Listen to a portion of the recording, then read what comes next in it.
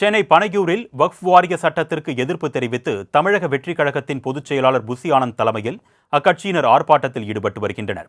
இதுகுறித்த கூடுதல் விவரங்களை எமது செய்தியாளர் ராஜேஷ் வழங்க நாம் கேட்கலாம்.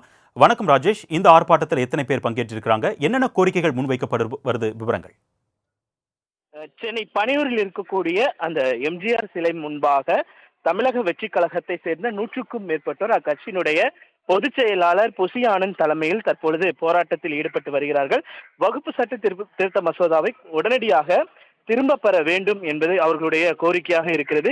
இது ஏற்கனவே நேற்றைய தினத்தில் அக்கட்சியினுடைய தலைவர் அறிக்கை வாயிலாக வெளியிட்டிருந்தார். நாம் மாநிலங்களவை மற்றும் மக்களவையில் நிறைவேற்றப்பட்டிருக்கக்கூடிய இந்த மசோதா என்பது இஸ்லாமியர்களுக்கு எதிரான ஒன்றாக இருக்கிறது. இதில் பல்வேறு இடர்பாடுகள் இருக்கிறது. இஸ்லாமிய மக்களினுடைய சொத்துக்கள், உரிமைகள் உள்ளிட்டவைகள் பறிக்கப்படுவதாக இருக்கிறது. அதனால் உடனடியாக இந்த சட்டத்தை திரும்ப பெற வேண்டும். இஸ்லாமிய மக்களுக்கு விரோதமான செயல்களில் ஒன்றிய அரசு ஈடுபடக்கூடாது என்பதனையெல்லாம் அவர் வலியுறுத்தி அந்த அறிக்கையை வெளியிட்டிருந்தார். மேலும் அந்த அறிக்கையில் இஸ்லாமிய மக்கள் எங்கெல்லாம் இந்த சட்டத்திற்கு எதிராக போராடுகிறார்களோ அவர்களுக்கு ஆதரவாக தமிழக வெற்றி கழகம் களத்தில் நிற்கும் என்று தெரிவித்திருந்தார்கள். அதன் அடிப்படையில் தற்பொழுது தமிழகத்தில் உள்ள பல்வேறு இடங்களில் தமிழக வெற்றி கழகத்தின் சார்பாகவே நேரடியாக அந்தந்த மாவட்ட செயலாளர்கள் தலைமையில் இந்த போராட்டம் என்பது தற்பொழுது முன்னெடுக்கப்பட்டிருக்கிறது.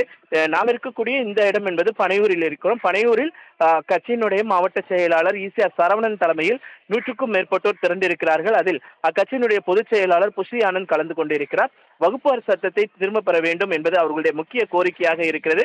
அதனை வலியுறுத்தி 100க்கும் மேற்பட்டோர் சாலையில் தங்களுடைய கொடிகளை பிடித்து பதாகைகளை ஏந்தி அதில் மத்திய அரசுக்கு எதிரான அந்த கண்டன கோஷங்களை எழுப்பியவாறு அவர்கள் மனித சங்கிலி வாயிலாக அவர்கள் வலியுறுத்தி வரக்கூடிய அந்த காட்சிகளை பார்க்க முடிகிறது. தற்பொழுது தொடர்ச்சியாக அதனை தொடர்ந்து ஆர்ப்பாட்டத்தில் ஈடுபட்டிருக்கிறார்கள். இங்கு இருக்கக்கூடியவர்களை போலீசார் அவர்கள் கட்டுப்பாட்டு அங்கு இடம் ஒதுக்கப்பட்டிருக்கிறது. ஆனால் பெரும்பாலான தமிழகத்தில் இருக்கக்கூடிய பெரும்பாலான இடங்களில் இந்த போராட்டத்திற்கு போலீசார் அனுமதி வழங்கப்படவில்லை என்பது குறிப்பிடத்தக்க ஒன்றாக இருக்கிறது. இந்த நேரத்தில் தான் அவர்களுடைய தலைவருடைய அறிக்கையை சுட்டிக்காட்டி தற்பொழுது இந்த ஆர்ப்பாட்டம் என்பது நடைபெற்று வருகிறது. அருணேஷ், உங்களுடைய விரிவான தகவல்களுக்கு நன்றி ராஜேஷ்.